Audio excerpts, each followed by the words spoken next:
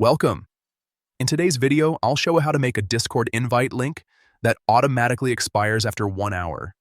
This quick update will help you keep your server secure and make sure invite links don't stay active longer than you want. Let's get started. First, open your Discord app. Make sure you're logged into the account connected to the server you want to manage. Once Discord opens, look for your server on the left-hand side and tap on it. Next, at the top of your screen, tap on your server's name. This will open a small menu with several options for your server. From that list, tap on Invite.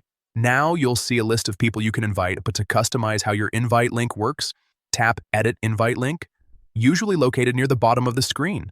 This is where you can adjust different invite settings, such as how long the link lasts and how many times it can be used.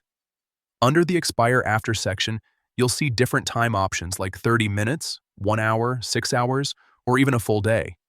From these options, choose Expire after 1 hour. This means your invite link will stop working 1 hour after it's created. It's perfect when you want to invite someone temporarily or limit access for security reasons.